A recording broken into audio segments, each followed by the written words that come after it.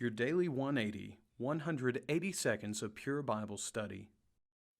In Matthew chapter 16, in verse number 26, Jesus asked this question, "For what profit is it to a man if he gains the whole world and loses his own soul? Or what will a man give in exchange for his soul?"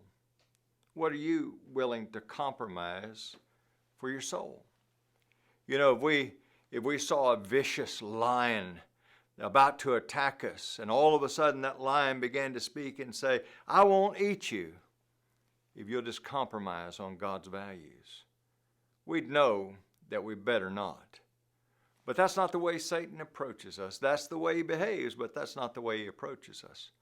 And oftentimes we want to be pleasing to the world, and we feel a lot of pressure. We feel pressure on every side to compromise, to lower the standards of God's holy word so that the world will feel comfortable around us and we will feel comfortable around the world.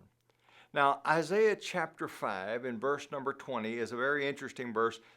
Get this, this has always been a problem and it will always be a problem. Isaiah chapter 5 and verse 20, woe, in other words, pain, grief, sorrow, woe to those who call evil good and good evil, who put darkness for light and light for darkness, who put bitter for sweet and sweet for bitter.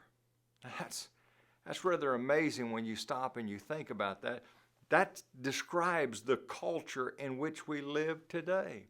And let's just compromise a little bit, because if we can just compromise just a little bit, well, they won't be so upset with us.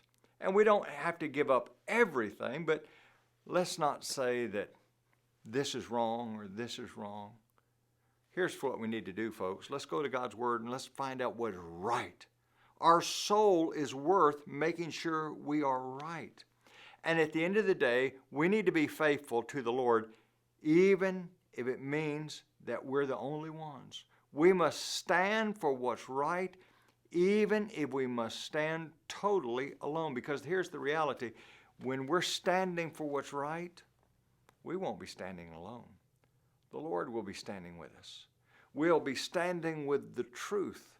Now, why would we want to do that? Why would we want to stand against culture and face the rebuke and the ridicule of the world around us?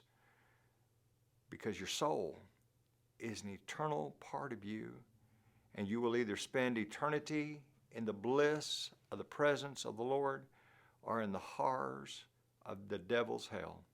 Join us again.